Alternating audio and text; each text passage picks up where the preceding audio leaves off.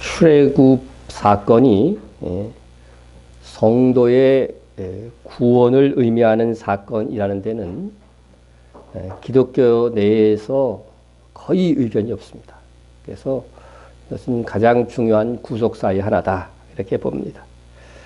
단 홍해를 건널 때가 구원이 확정되는 것인가, 요단강을 건너가서 가나안에 들어가는 것이 구원이 확정되는 시점인가 하는 점은 의견을 달리하는 것이 있습니다.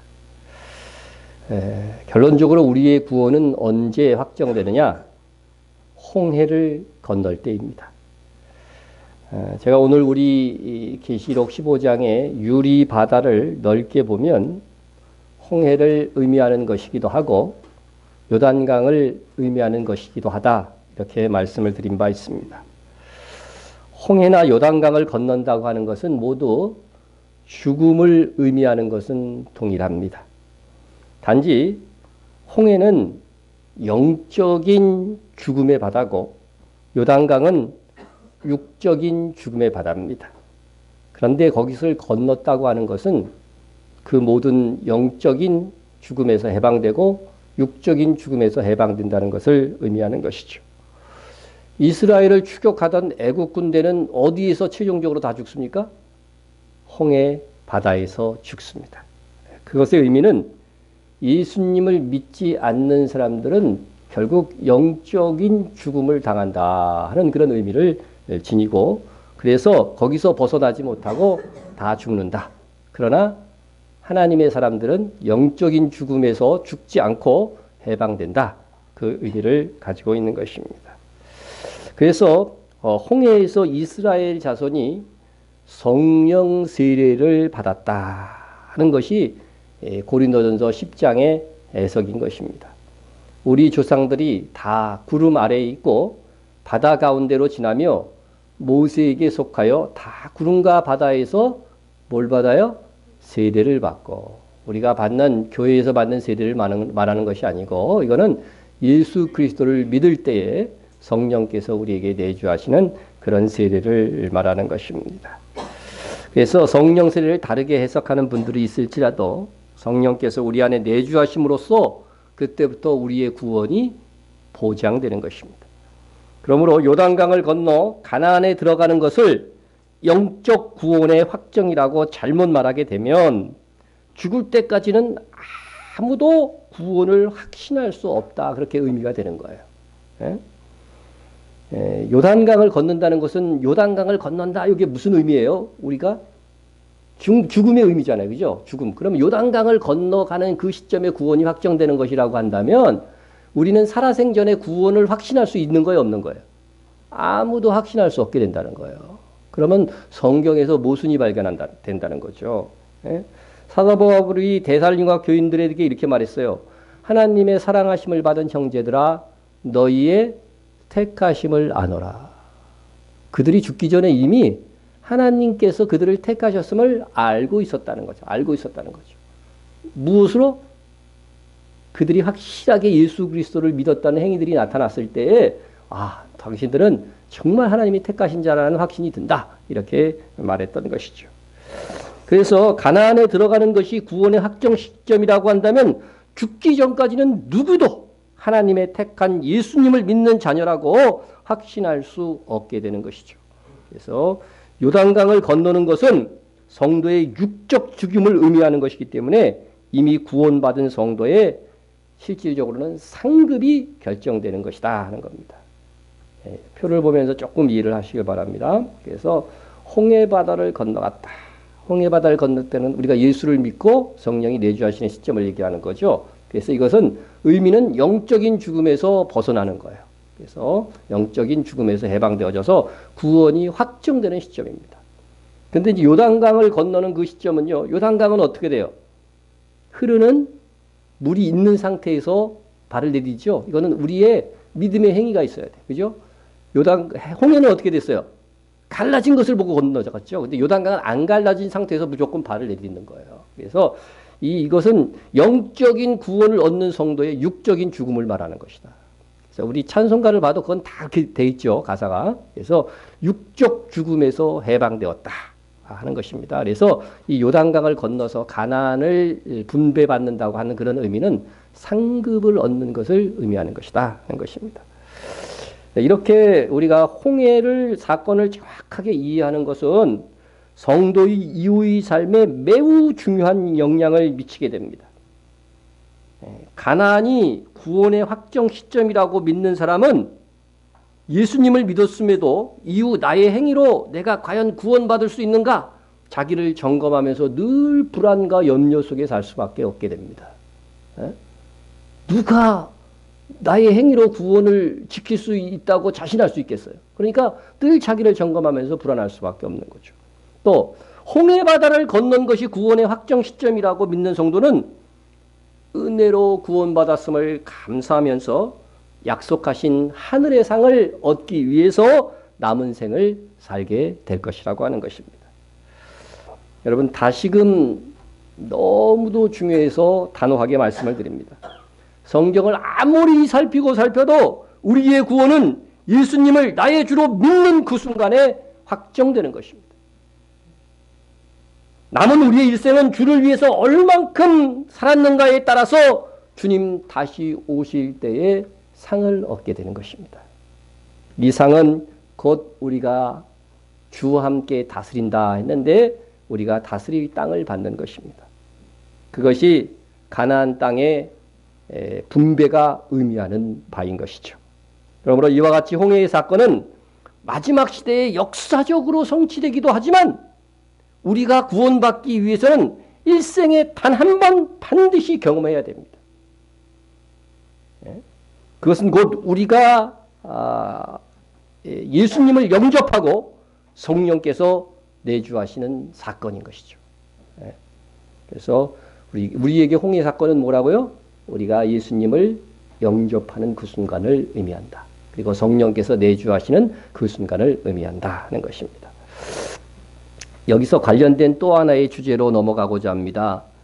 성경에 기록된 홍해 사건이 우리의 구원과 너무도 중차대한 것이기 때문에 이스라엘이 홍해 바다를 건넌 장소가 어디인가에 대한 속임수가 그동안 있었다는 거예요.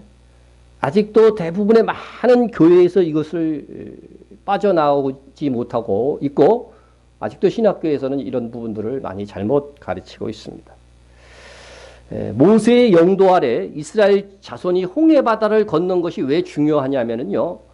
전례하는 홍해 바다와 시내산이 진짜 이스라엘이 건넌 홍해 바다고 진짜 시내산이라고 한다면 이것은 하나님께서 홍해 사건을 통해서 우리에게 가르치시려고 했던 구원의 의미를 왜곡시키는 결과를 가져오게 됩니다. 홍해 바다를 건너는 것이 구원의 확정이라고 한다면 홍해 바다를 건넜을 때는 세상을 상징하는 애굽을 어떻게 돼요? 지형적으로 반드시 벗어나야 되는 거예요. 그렇죠? 다른 의미를 위해서는.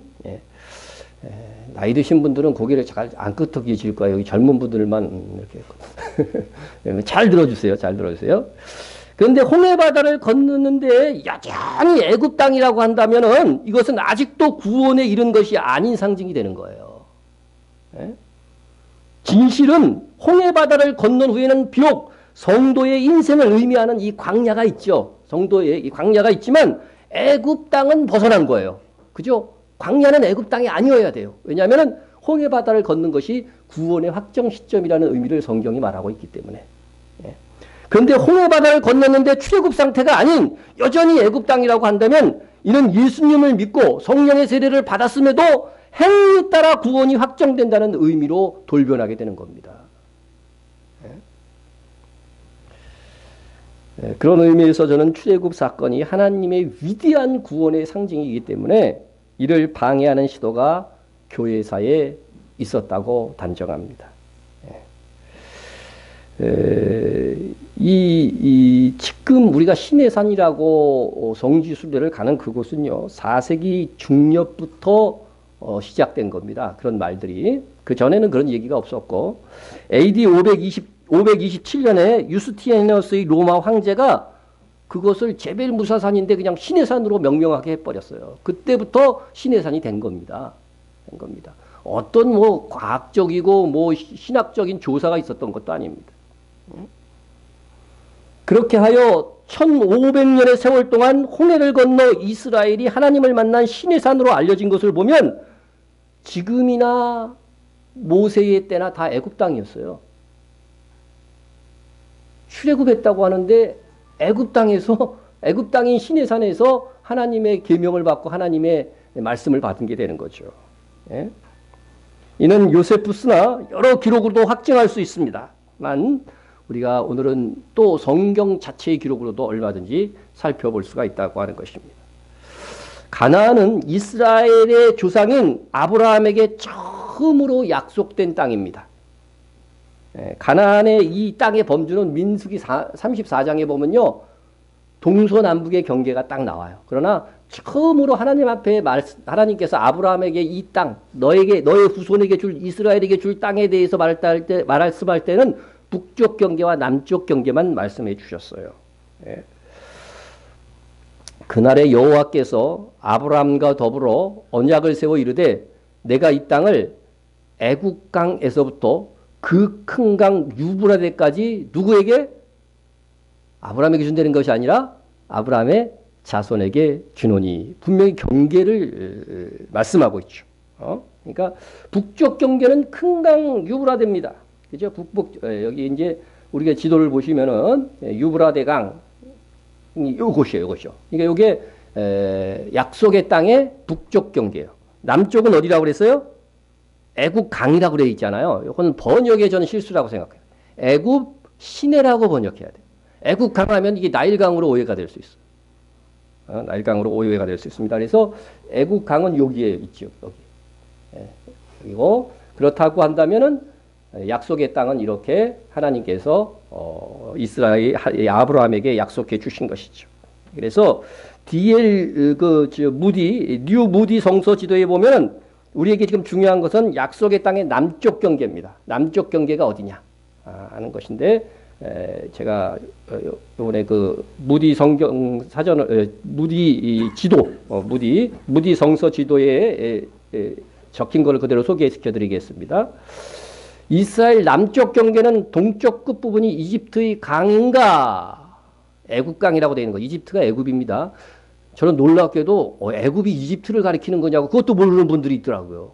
근데 성경에 나온 애굽은 다 이집트예요. 예. 자, 이집트 강인가 아니면 이집트의 시내인가 하는 거라고 하는 거죠. 예? 그런데 이스라엘 남쪽 국경을 의미하는 4개의 성경 본문들은 모두 강을 의미하는 나하르가 아니고 시내를 의미하는 나할 와디이다. 예, 제 말이 아니고 성서 지도에 이렇게 써 있습니다. 해석까지. 물론 이건 우리 원문을 찾아보면 다 그대로 확인이 되겠죠. 그래서 이렇게 지도를 보시면 어느 지점이냐고 하냐면요. 애굽 시내가 있는 지점은 요 지점이에요. 애굽 시내. 우리 번역에 강이라고 돼 있기 때문에 제가 가로하고 강을 해놓은 거고, 애굽하면 유명한 게 뭐예요? 나일강이죠. 나일강이 막 물로 피로 변하는 막 이적도 일어나고 막 그런 것이 나일강은 여기가 나일강이에요. 그러니까 애굽의 경계가 나일강이라는 것은 말도 안 돼요. 애굽의 중앙에 있기 때문에. 그죠? 그거는 상식적으로도 말이 안 돼요. 그런데 하나님께서 애굽 강이라고 했으면 당연히 애굽 시내를 가리키는 거고 원문에도 그런 의미다 하는 거죠. 여기가 애굽 시내의 경계다 하는 것입니다. 예. 그리고 애굽 시내가 이스라엘 남쪽 경계니까 당연히 애굽에게는 어떻게 돼요? 이스라엘에게는 애굽 이 시내가 남쪽 경계고 애굽에게서는 북쪽 경계가 되는 거죠. 그죠? 당연히 북쪽 경계가 되는 겁니다. 그렇기 때문에 이름이 애굽 시내인 거죠. 그죠? 애굽 땅이니까 애굽 시내라고 할 거 아니에요. 그런데 그것은 현재도 그렇다는 거죠. 그래서 여기가 애굽 이스라엘 분명히 됐고 현재도 그렇고 이스라엘 12지파가요 땅을 분배한 것도 보면은 실제로 어디가 최고 남쪽 경계였냐면 요것이에요. 요것. 예?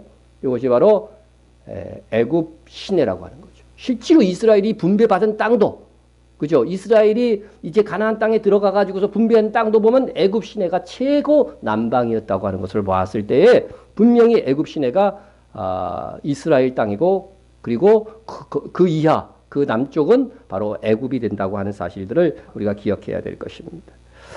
자, 현재도 보시면은요, 이스라엘이 1967년에 전쟁을 해가지고 6일 만에 지금 연두색으로 된 땅을 다 차지해버린 거예요. 이스라엘 땅보다 훨씬 크지요. 그죠? 시나이 반도 쪽은 특히. 예? 이게 애굽 땅이었는데 이스라엘이 빼앗아 버렸어요. 근데 지금 시내산이 여기 있다고 하는 거거든요. 근데 이 시내산이 만약에 이스라엘이 다 검사를 해갖고 여기가 진짜 시내산이라고 한다면 이거 돌려줬을까요? 안 돌려주겠죠? 근데 1979년에 평화조약을 맺고 지금 우리나라가 또 북한, 미국, 중국 이렇게 해서 평화조약을 맺으려고 그러죠. 네? 이스라엘은 1979년에 애국과 먼저 평화조약을 맺어가지고서 서로 적대 관계가 이제 안 된 거예요. 이집트하고는요. 그래서 평화조약을 맺으면서 이 시나이 반도를 다시 돌려줬어요. 돌려줬습니다. 예? 그래서 현재 구글 지도에서 이렇게 보시면은 이집트와 이스라엘이 분명히 그 시내, 이제 애굽 시내를 경계로 해서 이렇게 지도가 그 경계선이 그어져 있는 것을 볼 수가 있습니다. 자, 그래서 이스라엘이 전쟁으로 빼앗은 시나이 반도를 이때 조약을 맺은 뭐냐면요, 시나이 반도에서 또 기름까지 나요. 이스라엘에서 기름 나겠어요, 안 나겠어요? 이스라엘에서 기름 한 방울도 안 나요. 그런데 시나이 반도에서 나. 근데 그럼에도 불구하고 이 땅을 돌려줬어요.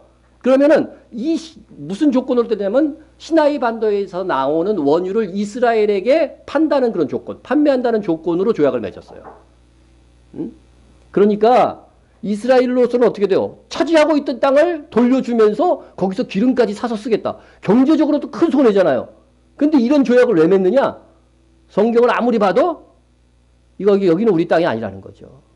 그래서 구약 성경에 나온 그 자기들의 경계를 따라서 땅을 돌려주게 된 거예요. 돌려주게 된 겁니다. 그런데 다른 땅은 안 돌려줬어요. 예? 이 시나이 반도 외에 저 시리아 쪽에서 빼앗고 그런 땅은 안 돌려줬어요. 왜? 거기는 성경에 나오는 진짜 우리 땅이거든. 그러니까 돌려줄 이유가 없는 거죠. 예? 그러니까 이런 것들을 봐서 지금 우리가 잘못된 지금 시내산 위치를 가지고 있다는 것들을 여러분에게 말씀을 드리는 것입니다. 자. 이러보건대 이스라엘 자손들이 지금까지 알려진 전통적인 홍해로 건넜다고 한다면 이스라엘은 무려 40년 동안 출애굽하지 못하고 여전히 애굽 땅에서 맴돌고 있었다는 말이 됩니다. 지금까지 현재 이 시나이 반도에서 40년 광야 생활을 했다고 말하거든요. 일반적으로 신학자들이 보세요. 자, 이 시나이 반도가 있습니다. 시내산이 있고, 자. 지금 전통적으로 내려오는 것은 뭐냐면은 홍해가 어디였냐면은 여기로 건넜다고 해요. 여기는 빅톤 호수예요. 그런데 여러분 성경에 놀라운 것은 홍해 바다라는 말이 없어요. 몰랐죠? 홍해 바다를 뭐로 되어 있냐면 갈대 바다라고 되어 있어요. 갈대. 근데 갈대는 바다에서 안 자란대요. 그러니까 갈대가 있는 요 빅톤 호수 건넌 거다. 이런 식으로 말하는 분들이 있어요. 그건 말이 안 되고 바다를 분명히 건넜다고 했기 때문에 그래서 두 번째로는 이곳으로 건넜다는 거예요. 홍해바다. 이곳으로 두 번째 건넜다고 하는 것입니다. 여러분 1, 2로 건넌 것이라고 한다면 1번, 2번 길로 건넜다고 한다면은요 이스라엘 자손이 홍해바다를 건너고 나서도 어때요? 여기가 하나님이 주신 경계선이니까 여전히 애굽 땅인 거예요. 애굽 출애굽이 아니에요. 그죠? 여기도 여전히 이집트 땅이었다는 거죠. 다 이집트 땅이었어요. 예? 자, 그럼 왜 이렇게 홍해바다와 시내산이 잘못 알려진 것일까?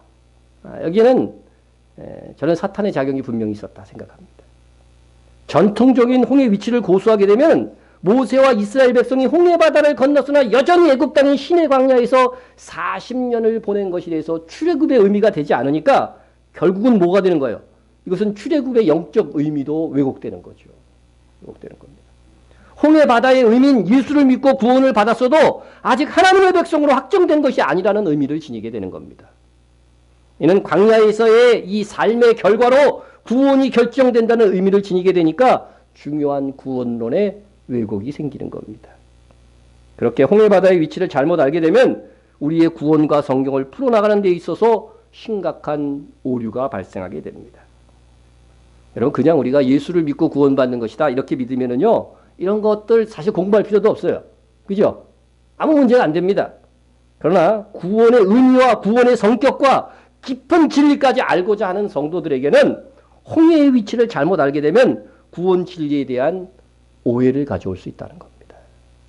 그래서 예수님을 믿었어도 영적으로 여전히 하나님의 나라의 백성이 아닌 애굽, 곧 세상 나라의 백성이라는 의미를 지니게 되고 또 행위구원론을 정당화시켜주는 말이 되는 것입니다. 그럼 무엇이 잘못된 것인가? 결론은 지금부터 우리가 알고 있던 시내산이 진짜 시내산이 아니라는 거죠. 아니라는 거죠. 홍해 역시 우리가 그동안 잘못 알고 있었던 것입니다. 지나간 시절에는 이것을 잘못 알고 있어도 문제가 없을 수 있었지만 마지막 시대에는 정말 깊고 바르게 알게 하기 위해서 하나님께서 감추어진 것들을 지금 드러내고 계시다 하는 겁니다. 당시나 지금이나 홍해는요 두 곳입니다. 지금 화면에 보면 홍해바다 표시가 되어 있죠. 홍해바다가 어떻게 돼요?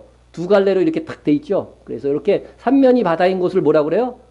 반도라고 그러죠. 우리나라는 한반도. 북한에서는 뭐라고 그래요? 조선반도 그러더라고.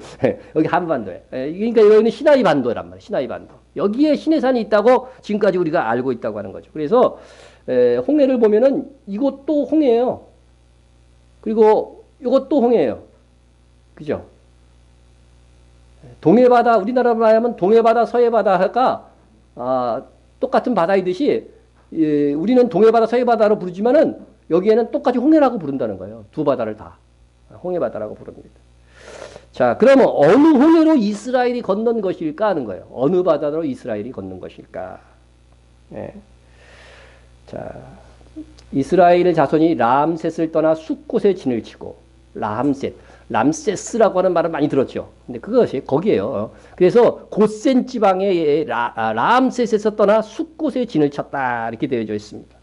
여러분 숫곳에 진을 쳤다는 것은 뭐예요? 거기서 잠을 잤다는 것이죠. 그러니까 람셋에서 숫곳까지는 하루가 걸린 거죠. 하루가 걸린 겁니다. 진을 친 겁니다. 자, 그런데 그 다음 진친 곳이 어딘가 보세요. 그들이 숫곳을 떠나서 광야 끝 에담의 장막을 치니 그랬어요. 에담의 장막을 치니. 여기서 에담의 위치가 굉장히 중요합니다. 에담의 위치. 자, 에담이 이스라엘 자손이 이제 출애굽하기 위하여 광야로 진입하기 직전의 장소였다고 한다면 광야의 끝이라고 기록하면 안 되겠죠. 근데 희한하게 숫곳을 떠나서 금방 뭐예요? 광야 끝에 도달했다고 이렇게 쓰고 있어요. 거기서 장막을 쳤다고. 그러면 광야의 기간 동안 어떻게 돼요? 잠을 안 잤다는 얘기가 되는 거예요. 잠을 안 잤다는 거죠. 그래서 지금 우리 전통적인 그 홍해를 주장하시는 분들은 여기가 에담이라고 그래요. 에담이라고 거죠. 우리가 상식적으로 출발하는 점을 광야 끝이라고는 안 하죠. 광야 시작이라고 그러죠. 그래서 에담은 사실상 어디 있는 거냐면요. 광야 끝 여기에 있는 거예요. 여기가 에담 광야 끝인 거죠. 광야 끝인 거죠. 그래서 그 부분이 좀 다르다 하는 것입니다. 자, 그래서 보시면은 이것을 보시면은 그래서 그렇다면 숫곳에서 광야 끝 에담까지는 절대 하루 만에 갈 수 있는 거리가 아니에요. 우리가 지도를 봐서 알지만 한 나라의 끝과 끝이라고 봐도 괜찮을 정도의 거리거든요. 예? 그렇다면 숫곳에서 광야 끝 에담은 절대로 하루 만에 갈 수 없다고 한다면 그럼에도 불구하고 숫곳에서 에돔까지는 딱 한 번 진을 쳤거든요. 그래서 며칠간 잠을 자지 않고 계속 행군을 해야만 가능한 거리예요. 예? 과연 그랬을까요? 정말 잠자지 않고 행군했을까요? 그렇게밖에 해석할 수 없거든요. 보세요. 성경을 보세요. 그런데 잠자지 않고 행군했다는 말이 있어요. 성경에. 예? 여호와께서 그들 앞에서 가시며 낮에는 구름 기둥으로 그들의 길을 인도하시고 밤에는 불 기둥으로 그들에게 비추사 낮이나 밤이나 어떻게 했다고요? 진행하게 하셨다는 거예요. 낮이나 밤에나 진행한 것은 여기밖에 안 나와요. 요 에담까지의 이 거리. 예? 하나님께서는 숫곳에서 에담에 가는 길을 불기둥까지 비추어서 낮이나 밤이나 막 진행하게 하신 거예요. 왜 이렇게 하나님께서 무리한 진행을 하게 하신 것일까? 예? 숫곳에서 에단까지의 거리는 사흘 동안 밤낮 걸어야 되는 거리이기 때문에 하나님께서는 낮은 물론 밤에도 불기둥을 비추사 밤까지도 행진하게 하신 것입니다.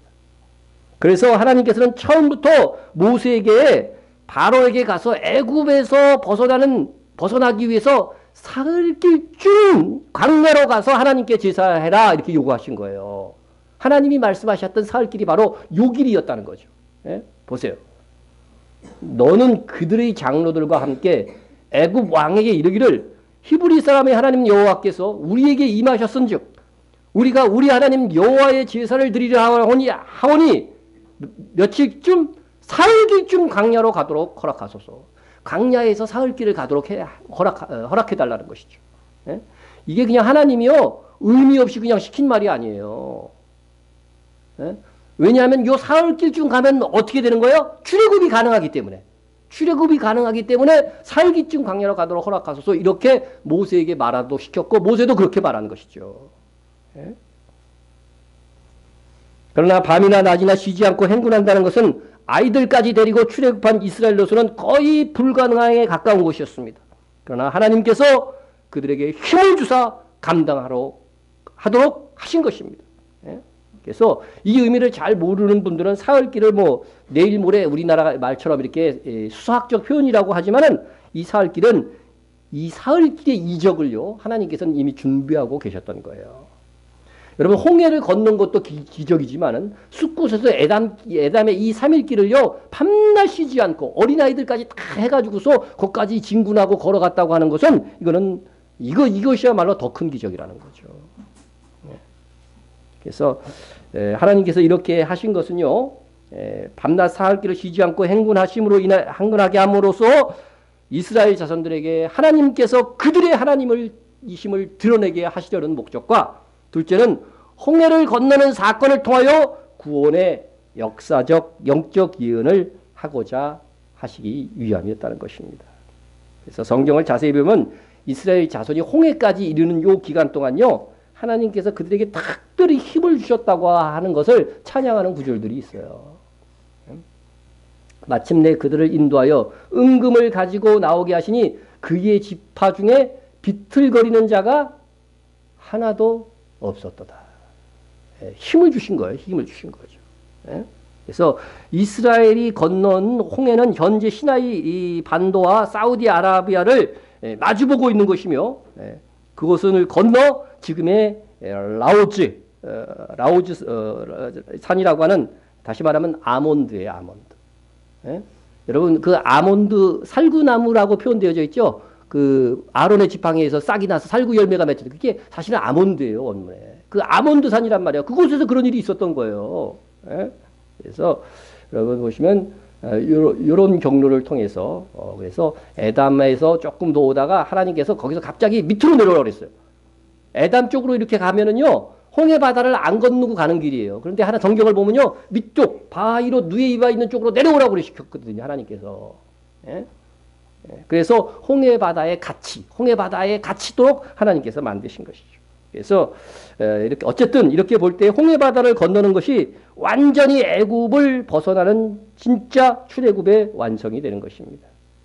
완성이 되는 겁니다. 그래서 이미 이런 것들을 우리가 영상으로도 좀 봤고 더 상세하게 이 학자들의 주장을 뒷받침해서 더 말씀드릴 계획도 있습니다. 그러나 오늘 이 두 가지만 조금 살펴본다고 한다면 이스라엘 자손이 출애굽한 후에 어디로 향해야 되냐면요. 이스라엘이 출애굽한 다음에 어디로 가야 돼요? 목적지 어디로 가야 돼요? 우선 여러분 다 가나안으로 가야 된다고 생각하잖아요. 그건 잘못 알고 있는 거예요. 성경을요. 어디로 가야 돼요?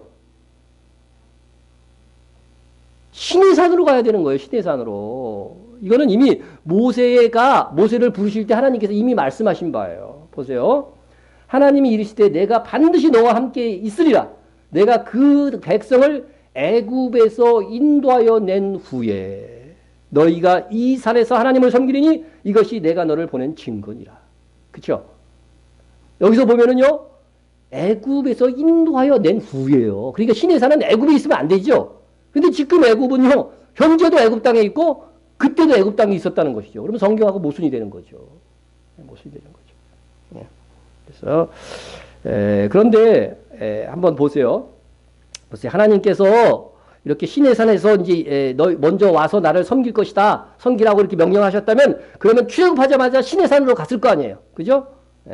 그렇다고 하면 시나이 반도에 있는 시내산이라고 한다면 하나님의 인도하심이 모순이 된다는 거예요. 한번 보세요. 바로가 백성을 보낸 후에 블레셋 사람의 땅의 길은 가까울지라도 하나님이 그들을 그 길로 인도하지 아니하셨으니 이는 하나님이 말씀하시기를 이 백성이 전쟁을 하게 되면 마음을 돌이켜 애굽으로 돌아갈까 하였습니다. 여기서 나오는 말씀을 보면 블레셋 사람의 땅의 길로 가면 어떻게 된다는 거예요? 시내산이 가까운 거죠. 그러니까. 그죠? 가까워요. 근데 정말 지금 시내산은 지금 전래되는 시내산으로 하면은요. 블레셋 땅의 길로 가면은 가까워야 진짜잖아요. 근데 블레셋 땅의 길로 가면은 더 멀어져 시내산에서. 이건 명백하게 모순되는 거죠. 이렇게 잘못 가리키고 있다는 거죠. 보세요. 여러분 블레셋 사람 길은 여기에요. 언제 여기로 건넜다고 하는 건데, 요거는 지금 화면이. 자, 여기가 지금 블레셋 사람 약간 보라색 비슷하고 한 개 여기 이제 여기가 블레셋 사람의 땅의 길이에요. 이거는 부인할 수가 없어요. 왜냐하면 그 위쪽에 블레셋 지역이었기 때문에 아무도 부인할 수 없어요. 블레셋 사람이 여기로 가면은 시내산하고 멀어져요, 가까워져요? 전례하는 시내산하고 보면은요 훨씬 더 멀어지는 거죠. 근데 글로 가는 것이 가까운 길이다 이렇게 성경이 말하고 있다는 것은 지금 시내산이 진짜 시내산이 아니다고 하는 명백한 증거가 된다는 거죠. 증거가 됩니다. 자, 그래서 전래한 시내산은 블레셋 땅으로 가면은 더 먼 거리가 아니라 반대로 가는 거예요. 반대로 시내산이 안 나와 아예. 그러면 이 시내산은 우리가 정지순례 가서 엉뚱한 데, 저도 여기 갔다 왔어요. 엉뚱한 데 갔다 온 거죠. 거기서 막 기도하고 폼 잡았는데 다 이게 엉터리인 거죠. 자, 보십시다. 그러면 이쪽으로 진짜 온 길은 이쪽 길이죠. 이쪽 길로 왔다 하는 겁니다. 자, 그래서 여기서 또 하나 이제 여러분에게 말씀을 이런 길을 통해 가지고서 왔고, 진짜 시내산은 라오즈산. 여기가 진짜 시내산인 거죠. 자, 그리고 또 하나를 여러분에게 좀 말씀을 드리고자 하는 것은 뭐냐면은 또 하나의 증거는 에시온 게벨이라고 하는 지역이 있어요. 에시온 게벨. 여기가 이제 우리가 애국과 이스라엘의 경계고 여기가 에시온 게벨이에요. 에시온 게벨. 여러분 요걸 잘 보세요. 에시온 게벨. 여기가 성경에 나와요. 에시온 게벨. 에시온 게벨이 홍해 근처에 있는 항구라고 하는 것이 확정이 된다면 어떻게 돼요? 진짜 홍해가 홍해완. 지금까지 학자들이 얘기하는 홍해완이 아니고 홍해투라는 거가 확실한 거죠. 그죠? 에시엔 게벨이 성경에서 홍해의 진짜 홍해다 이렇게 말하고 있다고 한다면, 그죠? 요거는 성경 자체에서 도저히 부인할 수 없는 거예요. 그래서 한번 보십시다. 솔로몬 왕이 에돔 땅 홍해 물가라고 그랬어요. 홍해가 에돔 땅 근처에 있는 거예요. 이집트 그 경계에 있는 것이 아니고 지금 현재로 홍해 물가 엘록 근처 에시엔 게벨에서 배들을 지은지라 분명히 말씀하고 있어요. 자, 그래서 다시 보시면은요, 요 에시온 게벨. 자, 그러니까 이쪽은 홍해가 아니에요. 성경 자체에서 바로 에시온 게벨이 있는 데가 홍해라고 분명히 말하고 있잖아요. 이거는 여기서 홍해라고 하는 말은요, 실제 성경에 보면은 뭐요? 갈대바다예요. 갈대바다. 그러니까 바다에서는 갈대가 안 나는데 하는데 성경 자체가 여기서 갈대가 난다고 얘기하고 있고 그리고 홍해바다를 건넌 그곳은요, 갈대가 옛날에 있었다고 하는 그런 기록들이 있어요. 그리고 성경 자체에서도 거기가 갈대바다라고 얘기하고 있거든요. 신비하게. 그러므로 우리는 이곳이 진짜 홍해다. 그죠? 이것은 여러분 제 말이 아니고 성경에서 분명히 말하고 있죠. 그래서 만약에 여기 젊은 분들은 이런 걸로 논쟁에 붙으면요, 열왕기상 9장 26절만 딱 외우고 있다가 이걸 딱 말해주세요. 딱 말해주면은 이거는 논거를요 논리적으로 저항할 수가 없어요. 저항할 수가 없어요. 성경 자체가 말하고 있는 거죠. 더욱이 시나이 반도에 전례하는 시내산은요, 당시의 애굽 땅으로서요, 애굽의 군대가 주둔하고 있었어요. 그래서 애굽의 유명한 구리광산이 시내산에서 50 내지 60마일 떨어져 있는데 이곳에는 광산을 캘 노예들과 그들을 관리할 군사들이 주둔하고 있었다 하는 기록이 있습니다. 그러니까 이것은 쓸모없는 광야가 이집트에게 아니었고 애굽의 중요한 요충지로 여겼고 이런 상황에서 모세가 애굽 군대가 주둔하고 있는 쪽으로 이스라엘을 몰고 갔다. 이거는 뭐 상식적으로 말이 안 되는 거죠. 예? 그래서 모세가 이스라엘을 이끌고 홍해를 건넌 것은 여러분 에시온 게벨이 있는 홍해 쪽이다. 성경이 분명히 에시온 게벨에 홍해 물가가 있다는 거예요. 그런데 이 에시온 게벨은요, 아까 얘기했던 에돔과 같이요, 이쪽이다 저쪽이다 논쟁을 할 수가 없어요. 왜냐하면은 성경에 어디라고 되어 있어요? 에돔 땅이라고 되어 있기 때문에. 그래서 이건 학자들도 다 여기가 에시온 게벨이라는 것은 다 인정해요. 근데 성경이 또 한 군데에서는 에시온 게벨이 홍해에 있는 홍해 물가다. 그곳이 바로 이렇게 말씀하고 있잖아요. 그렇다면 지금 우리가 신학교에서 가르치고 또 많은 교회들에서 인정하는, 그래서 지금은 이래서 학자들 중에서도 이제 상당한 학자들이 이제 에시온 게벨 쪽에 있는 홍해가 진짜 모세가 건넌 홍해라고 주장하는 분들도 많이 생겨나고 있는 현실입니다. 자, 그래서 우리가 더 깊이 이 구원의 진리를 알고자 하는 자들에게는 이런 것까지 공부해야 돼. 이거 신학교에서도 안 가르치는 거예요. 오히려 신학교에서 잘못 가르치는 것들이에요. 여러분들이 귀한 진리를 여러분 오늘 배운 겁니다. 자, 중요한 것은 이제 우리에게 그래서 우리가 요 3번 홍해길로 건넌 것이고 진짜 시내산은 사우디아라비아에 있는 라오지산이다 하는 거 여러분 기억하시고, 이스라엘 자손이 이제 홍해를 건넌 후에 그들의 목적지가 가나안이 아니었고 또 바로 광야가 나왔죠. 시내산이 있는 곳도 광야이기 때문에 광야였습니다. 그래서 이스라엘 자손들은 여러 광야를 헤매면서 살았는데 이것은 무엇의 예표일까? 광야 40년은 구원받은 성도가 살아가는 인생사를 의미한다. 이렇게 여러분이 배웠습니다.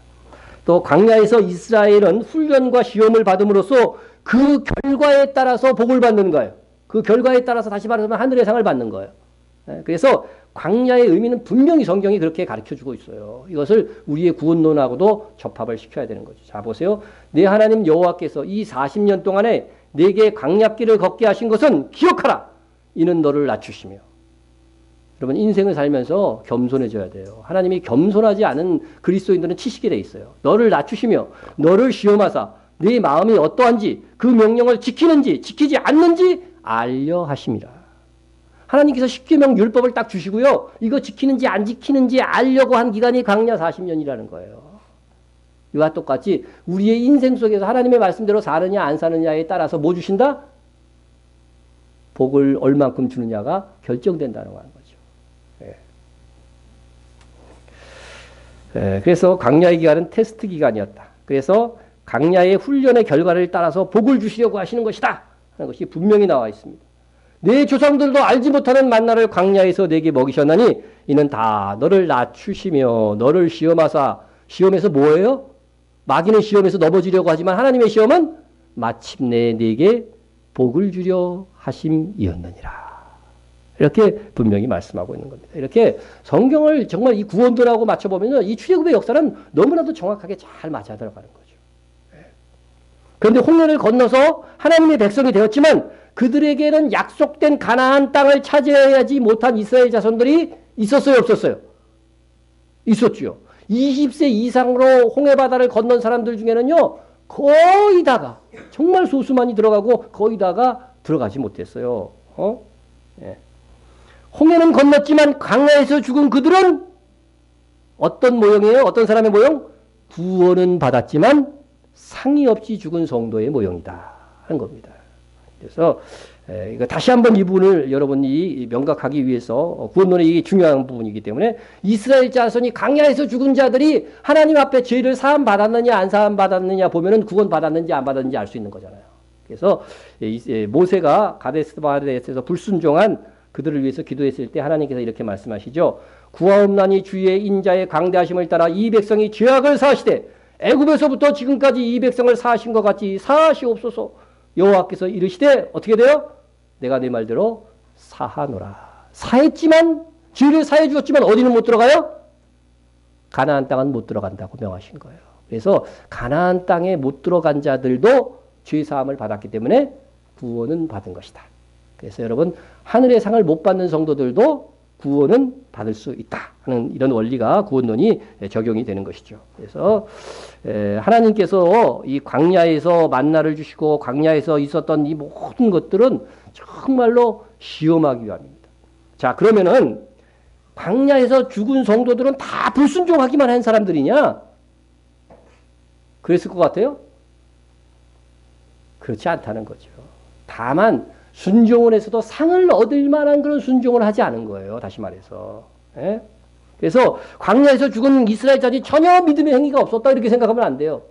그러니까 우리 성도들 중에서도 전혀 믿음의 행위가 없어도 천국에 갈 수 있다 이렇게 가르치면은요 안 돼요. 왜냐하면 믿는 성도는 기본적인 신앙생활을 한다는 거예요. 그러나 상을 얻기 위해서는 뭐예요? 목숨 걸고 정말 절대절명의 상황에서 헌신 충성하는 그런 부분들이 있어야 된다는 거죠. 희생하면서 헌신하는 부분이 있어야 된다는 거죠. 예? 자, 이스라엘 백성에게 만나를 주신 목적이 왜 만나를 주셨느냐 하면은요, 안식일의 계명을 지키나 안 지키나 보려고 주셨다고 성경에 되어 있어요. 네, 보세요.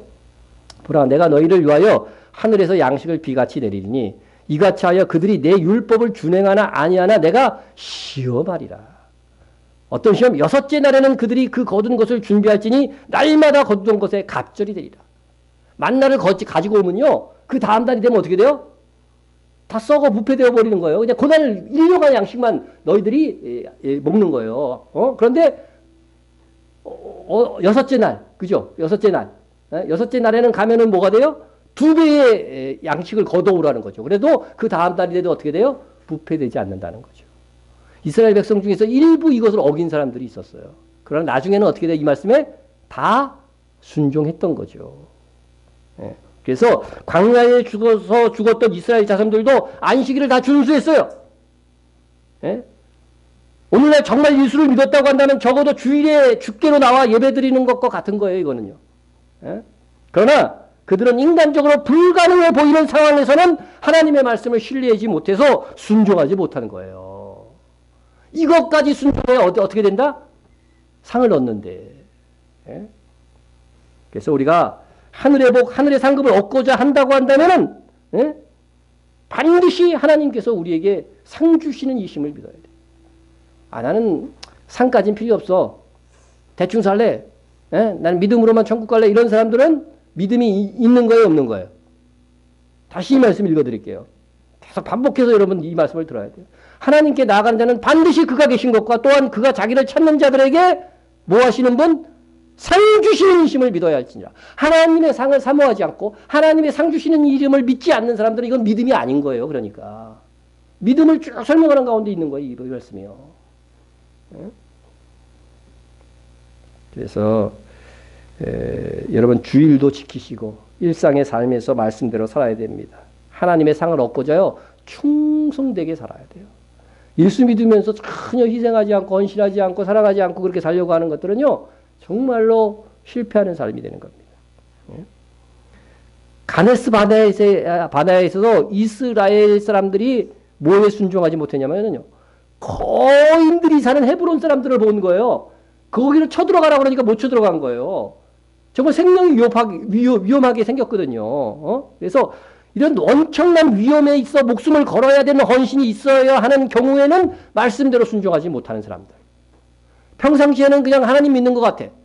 예수 잘 믿는 것 같아. 정말 그런데 내 목숨을 걸고 내 물질적인 손해가 있고 막 이런 상황들 속에서는요. 헌신하지 못하고 순종하지 못하는 거죠. 그와 같은 성도는 가나안에 들어가지 못하고 광야에서 죽은 이스라엘처럼 상이 없을 뿐 뭐는 얻는다? 구원은 얻는다. 네. 자, 누구든지 그 공적이 불타면 해를 받으리니. 공적이 불탈 수 있어요, 없어요?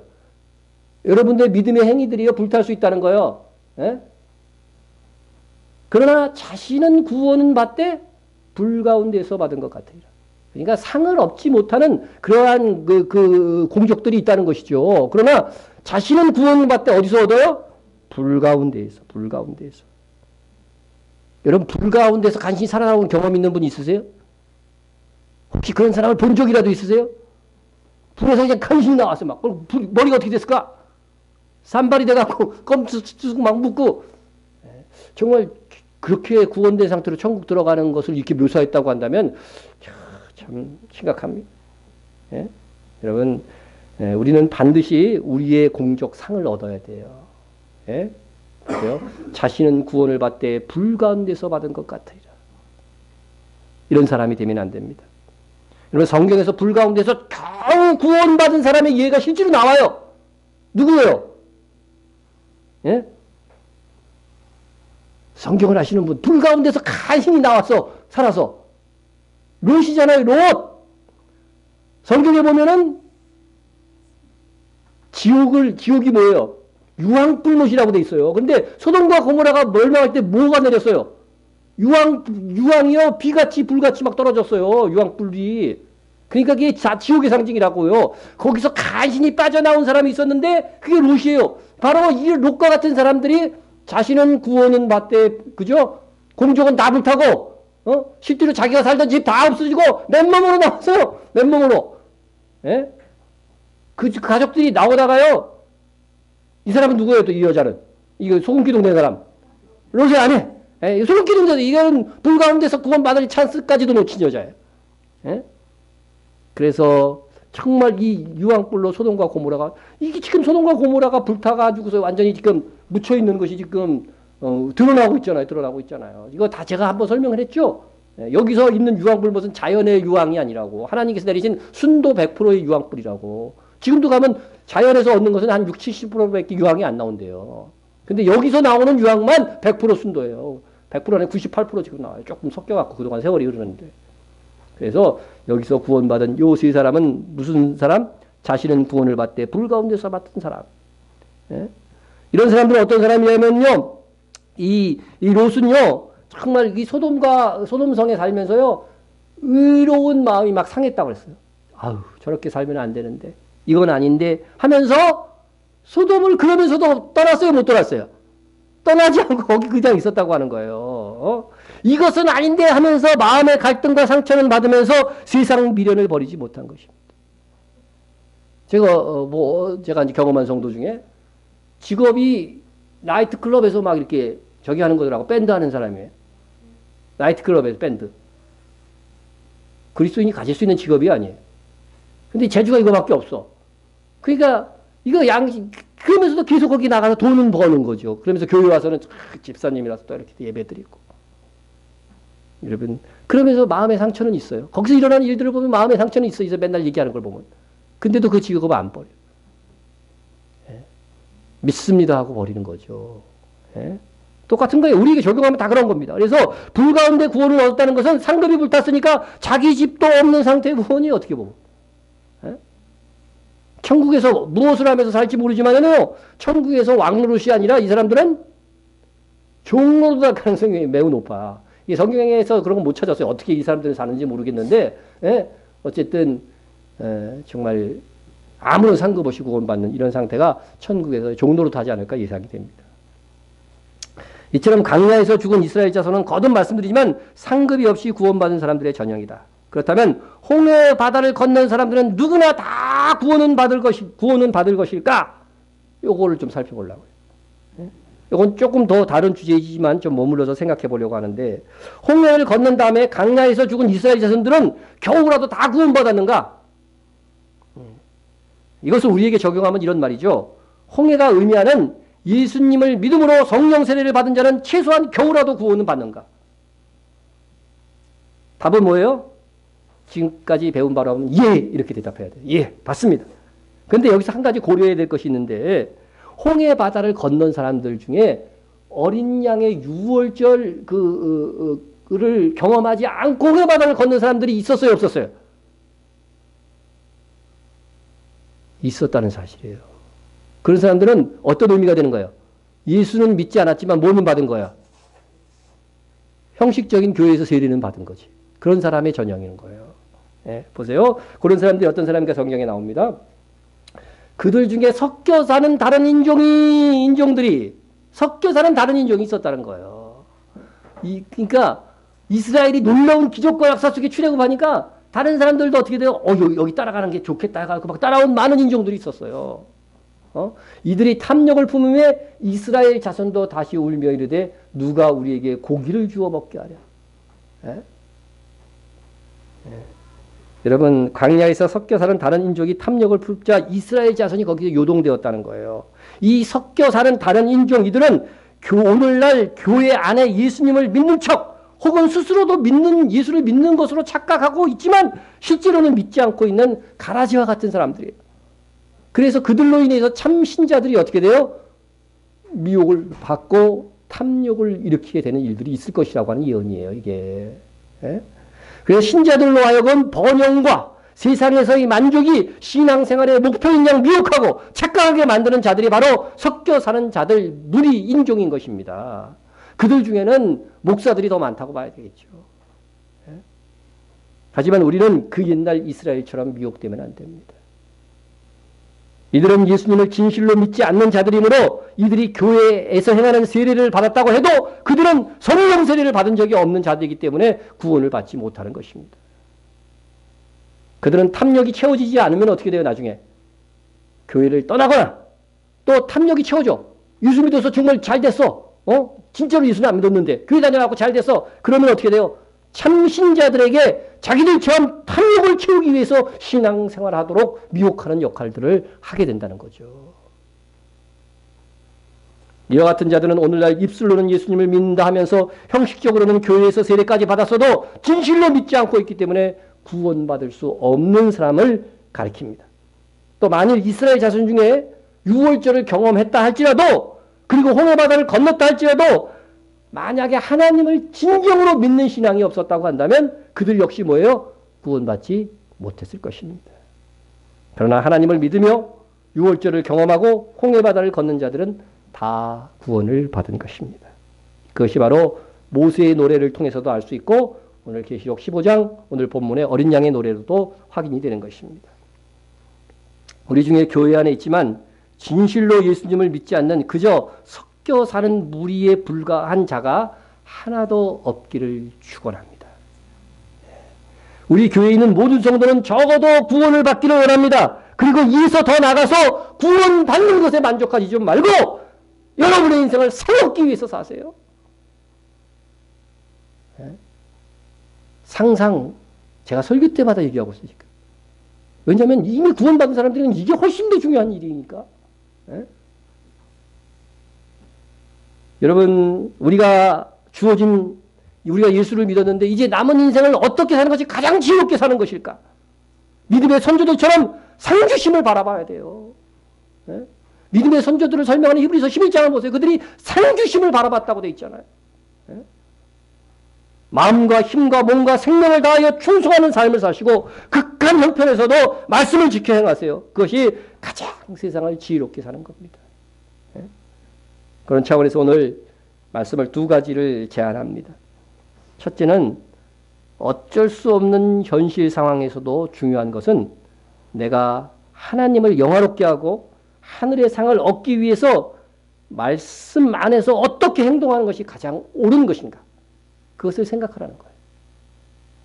내가 말씀 안에서 상 얻기 위해서 말씀 안에서 어떻게 행하는 것이 가장 옳은가. 이것을 늘 생각하면서 행동의 지침으로 삼으세요. 초콜릿이 있는데 초콜릿에서 쓴맛이 나요? 안 나요? 쓴맛 나는 것도 있고 달콤한 것이 훨씬 더 많겠죠. 그럼 근데 진짜 초콜릿의 원재료가 카카오인데 그 원재료는 쓸까요? 달까요? 너무 어렵습니까? 씁니다. 써요. 중미 지역의 고대 마야인들은 초콜릿을 음료로 즐겼고 고추를 넣어 먹기도 했다고 그래요. 그래서 마야인들은 이 쌉쌀한 초콜릿이 가진 치유력과 약용 성분을 매우 가치 있게 여겼다고 하는 겁니다. 그래서 초콜릿을 뭐라고 부르냐면 쌉쌀한 물. 매운맛까지 첨가된 거죠. 오랜 후에 이제 이 초콜릿이 어디에 전해졌냐면 스페인이 거기를 침범하면서 스페인에게 전해졌는데 스페인 사람들은 달콤한 초콜릿을 선호해서 본래의 그 쓴맛을 중화하려고 설탕과 꿀을 첨가했다고 합니다. 그래서 우리가 사는 이 세상에서도 초콜릿, 그죠? 쓴맛도 있고 단맛도 있다. 여러분, 이 세상 우리가 사는 날들은요, 때로는 쓰고 때로는 달기도 합니다. 예? 17세기의 프랑스 소사 로렌스 형제는 이렇게 말한 바 있습니다. 하나님께서 우리를 얼마나 사랑하시는지를 안다면 우리는 언제나 그분의 손으로부터 단 것이든 쓴 것이든 똑같이 받을 준비가 되어 있어야 한다. 여러분, 하나님이 우리를 사랑하시는 거 믿습니까? 그러면은 우리의 인생 속에 쓴 어떤 환경과 여건들도 하나님이 사랑하시기 때문에 주셨다고 한다면 이 결과는 뭐예요? 여기서 믿음으로만 정말 반응한다면 어떻게 된다는 거예요? 하늘의 상급을 받을 수 있는 천호의 기회가 된다는 거예요. 예? 그러므로 가난하신 성도 여러분, 예, 다 인정하는 것 같으네 이 말에. 예? 예? 가난하신 성도 여러분, 우리에게 이 쓴 인생살이 동안 철저하게 하나님의 말씀을 살아간다면 부자 성도들보다 훨씬 더 만복을 받게 될 것입니다. 그러니까 가난하게 된 것은요, 은혜예요. 기회. 그렇다고 일부러 가난해지면 안 돼요. 예, 주의를 하도록 또 힘쓰고 일을 해야 됩니다. 둘째는 뭐냐면 우리 강야 인생길에서 가장 지혜롭게 살기 위해서 우리가 사는 인생길에서 언제나 평화와 정의의 편에 서세요. 평화를 추구하고 정의의 편에 서세요. 예? 어떤 이데올로기나 진영, 내가 지지하는 당 그런 거 제발 좀 버리고. 예? 그것이 진정 구원받은 우리가 상 얻기 위한 삶의 태도인 것입니다. 다시 오실 주님을 뭐라고 불렀냐면 평화의 왕이라고 불러요. 그리고 뭘로 다스리신다고 그래요? 성경에 보면 공의와 정의로 다스리는 신다고 그랬다고요. 그러면 우리를 와서 또 심판하실 때, 상급의 심판을 하실 때도 우리가 얼마나 평화를 추구했느냐, 얼마나 정의의 편에 섰고 정의를 추구했느냐, 그것으로 우리를 심판하실 것은 뻔한 거예요. 지난 금요일 남북 정상회담을 통해서 남북한 평화 체제를 위한 첫발을 내딛었습니다. 제가 오래전부터 벌써 남북한 평화 체제를 위해서 기도하자고 그랬죠. 아니, 무슨 미국하고 북한하고 평화 조약을 맺어. 그때 그 말을 처음 듣는 분들은 그렇게 들었을지는 모르겠어요. 그러나 정말 우리가 계속해서 평화 체제, 예, 북한과 미국 간의 평화 조약, 뭐 이런 것들을 제가 계속 얘기를 했는데 정말 이런 것들이 이제 첫발이 내딛게 된 거죠. 그래서 함께 기도해 주신 분들은 우리 기도가 응답되고 있다고 기뻐했을 거예요. 우리 한 집사님은 금요일 와서 막 그랬어요, 저한테. 예? 정말 우리가 기도한 대로 됐다고 정말. 예? 여러분, 우리가 이러한 평화의 체제를 위해서는요, 평화를 위해서는 서로 간에 어떻게 돼요? 우선 잘 알아야 돼요. 교류가 돼야 돼요. 그래서 교류가. 예? 당신과 나 사이 잘 모르는데 무슨 평화가 있어. 서로를 이해하지도 못하는데. 여러분, 북한을 얼마나 알고 있습니까? 예? 우리나라에서 음식 배달시키면은 오죠, 그죠? 북한에서는 음식 배달시키면, 평양에서 음식 배달시키면 올까요, 안 올까요? 예? 안 올 것 같죠? 저도 그런 줄 알았어요. 이번에 방송 듣는데 전문가들이 나와서 얘기하는데, 배달하면 온대요. 아침도 배달하면 온대요, 거기. 그렇게 바뀐 걸 우리는 모르는 거예요, 지금. 북한에 대해서. 예? 그리고 김정은이 자기 고모부를 숙청한 일이 있었죠. 그죠? 야, 이게 피도 눈물도 없는 인간이다. 막연히 그런 일이 있었는데, 이것도 일본에 있는 북한 전문가의 얘기도 그렇고, 우리나라 또 탈북자들의 얘기도 그렇고, 오히려 이것이요, 젊은 층을 중심으로 인해서 그동안 강계 중심의 일, 그죠? 부패 척결을 시도한 것으로 인해서요, 그 일로 김정일 인기가 젊은 층을 중심으로 더 높아졌다는 거예요. 우리가 생각하는 거 전혀 다르죠? 서방에서 생각하는 거하고. 예? 그리고 경제도 장마당을 장려해서 김정일 시대보다 훨씬 좋아졌대요, 경제가. 예? 오히려 우리가 북에 대해서 아는 것보다 오히려 북한 사람들이 우리에 대해서 더 많이 알고 있다는 거예요. 예? 그래서 거기 전문가가 자기가 탈북자들 다 만나서 그 얘기를 들어보고 이렇게 하는 얘기라고 하면서 그렇게 얘기하더라고요. 예? 탈북자들이 저 북한 얘기를 들어보면요, 저 북한 사람들이 우리나라 남한 사람들이 잘 산다는 거 알까요, 뭘까요, 자기들보다? 다 안 돼요, 이거는. 이건 다 안 돼요. 그럼 다 탈북해야지. 그런데 문제는 뭐냐면은 남한에 있어서 너무 이제 정보가 많이 들어가니까 남한에는 무한 경쟁이 있다는 거예요. 무한 경쟁. 노동 강도가 너무 세대라는 거예요, 노동 강도가. 제가 이제 사회주의 국가, 공산주의 국가는 제가 가본 데가 러시아밖에 없기 때문에 러시아 가니까 정말 5시면 땡, 그죠? 다 퇴근이죠. 거기서 살다 오신 분. 다 퇴근이에요, 5시면. 우리처럼 초과 근무가 없어요. 그리고 몇 세에 은퇴하는지 아세요? 조용하네. 50세 은퇴하더라고. 제가 갔을 때부터 50세. 50세 이후에는 뭐 어떻게 살아 그러면? 살 만큼 연금을 주더라고요. 오, 기가 막히네 이거. 저는 이미 50세 넘었는데 나 은퇴해야 돼요. 봉급도 주고 그래야 돼, 국가에서. 사회주의 국가라면은. 예? 어쨌든 이렇게 노동 강도가 세기 때문에 이 남한에 대해서 그건 이제 부정적인 입장이 되는 거예요. 예? 그리고 또 어떤 얘기냐면 남한 사회는 매우 시끄러운 사회다. 시끄러운 사회로 알고 있다는 거죠. 예? 그리고 특별히 이해 못한, 이 탈북자들이 우리나라에 와갖고 살면서도 가장 첫 번째 부딪히는 이해하지 못하는 게 뭐냐면 지겹게 대통령 말을 안 듣는다는 거야. 그걸 이해를 못한대요. 그래서 지난 정부의 탈북자들이 뭐 했어요? 지난 정부 입장에 대해서 그 어떻게 됐어요? 데모하는데 많이 동참했잖아요. 그래서 나는 그게 이해가 가는 거야.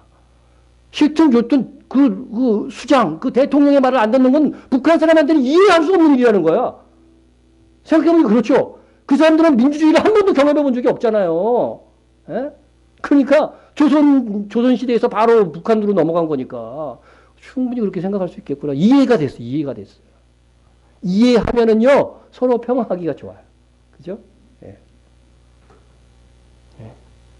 요번에 김정일 위원장이 와갖고 처음 만찬장 이제 회담하기 전에 한 말이 우리가 조약 맺고 약속하는 것도 중요하지만 뭐가 중요하다고 그래요? 시행하는 게 더 중요하다. 시행하는 게 더 중요하다. 예? 그리고 이게 마지막 저녁 만찬장에도 이 말을 또 했다고 그래요. 그것은 무슨 뜻일까요?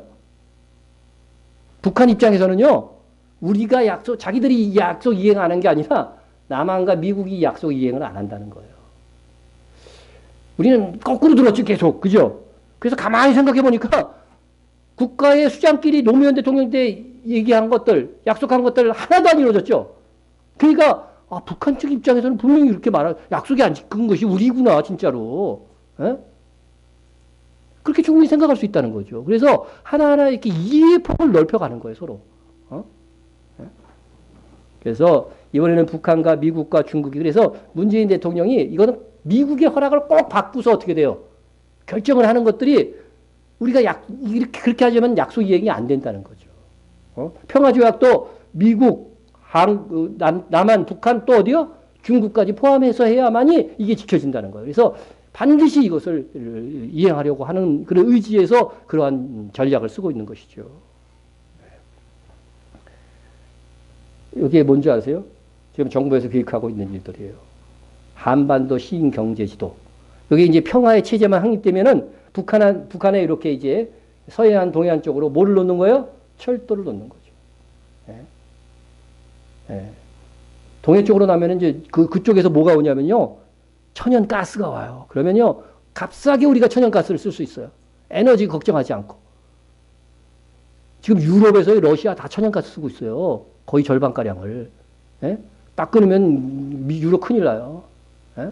그런데 우리가 이렇게 하면은 우리 에너지 자원의 어떤 여러 경로, 다각료를 가질 수 있는 것이죠. 할 수는 있고. 그 다음 지도를 보면 이렇게 하면은요, 우리가 아시아에서도 굉장히 중요한 이 철도망이 연결될 수가 있고, 또 보시면은 요거는 중국하고 러시아 있잖아요. 러시아 철도, 한국이 어디냐면 요거니까 이미 철도망이 다 유럽까지 다 이게 연결되어 있어요, 현재. 예? 그러니까 우리가 남북한만 연결되면 어떻게 돼요? 남쪽에서 유럽으로 수출할 때요, 배로 갈 필요가 없는 거예요. 물류비가 그냥 3분의 1밖에 안 된다는 거예요. 이렇게 철도가 연결되면요. 예? 그래서 러시아가 여기고, 여기가 뭐 중국이고, 이렇게 다 철도망이 북한만 연결해 주면은요, 우리의 경제 상황도 완전히 달라지는 거죠. 물론 여행하는 것들도 기가 철도로 어디까지 가요? 유럽까지 갈 수 있는 거예요. 예? 그래서 남북한만 이렇게 연결되면요, 이런 상황이 된다는 것들을 보여주는 겁니다. 이렇게 해서 이렇게 교류들, 이런 평화의 기운들이 싹트고 있는 것들을 중요한 것은 뭐예요? 역사의 주관자는 누구시다? 문전자가 문재인 대통령이라는데 우리는 영적으로 문전자가 누구예요?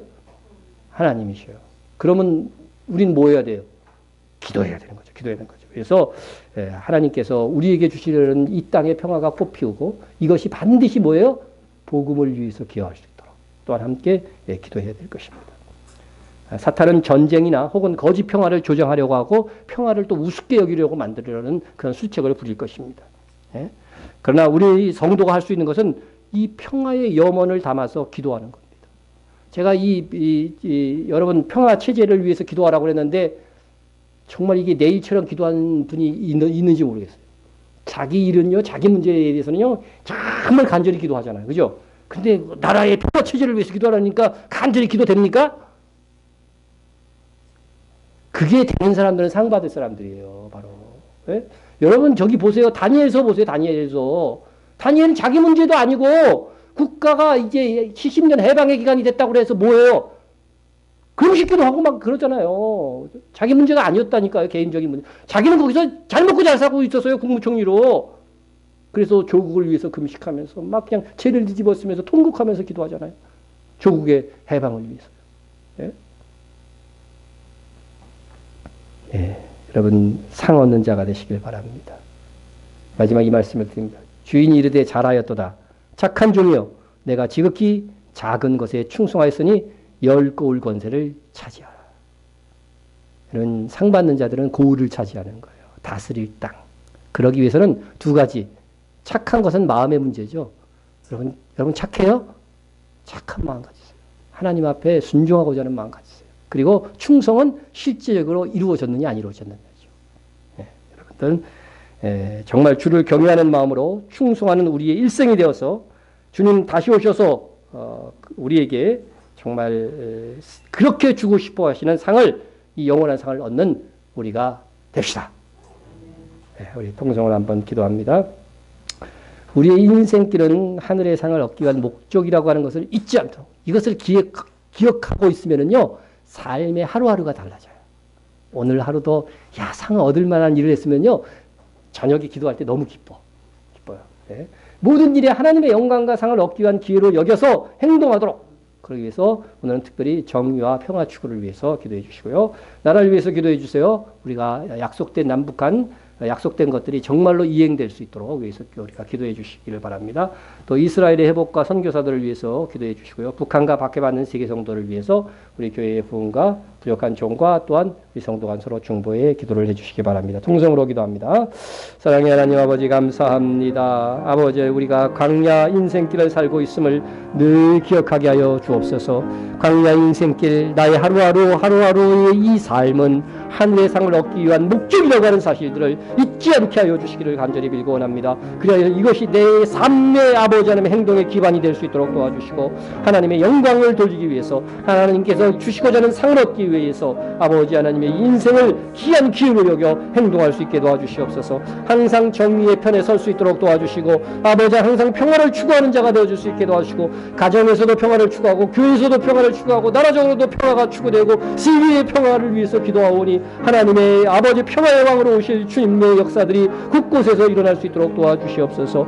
또한 아버지 정의로운 사회가 될 수 있도록 이 나라를 지켜주시기를 간절히 빌고 합니다. 평화로운 나라가 되어지기를 원합니다. 모든 정부와 모든 아버지 국회의원들과 아버지 하나님 위정자들이 아버지 하나님의 정의의 편에 서게 도와주시고 진실의 편에 서게 도와주시고 평화를 추구할 수 있도록 주님께서 함께하여 주옵소서. 우리가 아버지 하나님도 선교하고 있는 이스라엘 땅에도 아버지 하나님의 진정한 평화가 오기를 원합니다. 정의가 오기를 원합니다. 예수 그리스도를 믿음으로써 먼저 하나님과 그들 사이에 평화가 이루어질 수 있도록 함께하여 주시고 14만 4천이 이루어질 수 있도록 도와주시옵소서. 우리가 또 지원하는 선교사들 아버지 곳곳에서 사역할 때에 잘 감당할 수 있도록 힘을 주시고 능력을 주시기를 간절히 빌고 원하옵나이다. 또한 우리 교회 주 안에서 부흥하게 도와주시고 말씀과 성령으로 부흥하게 도와주시고 바른 진리를 알아갈 수 있게 도와주시고 깨어있는 목회자 되게 도와주시고 성도 서로 중보하고 사랑할 수 있도록 도와주시옵시고 아버지의 평화를 유지할 수 있는 저희들 다 될 수 있도록 하나님 함께하여 주옵소서. 예수님의 이름으로 기도했습니다.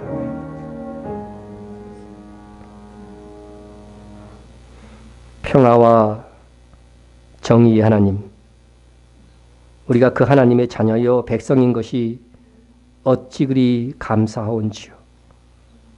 우리를 은혜로 구원하시고 우리의 행위를 따라 공의롭게 상 주시며 원수들은 심판하실 하나님을 믿습니다. 우리가 믿음으로 은혜로 구원받았지만 우리가 사는 인생길은 하나님께서 주시고자 하시는 하늘의 상을 얻을 기회임을 배웠사오니 우리가 이 기회에 상 얻도록 복음의 일을 하며 주의 몸된 교회를 세우며 오직 말씀으로 사랑으로 평화를 추구하면서 살게 하옵소서. 예수님의 이름으로 기도드립니다. 아멘.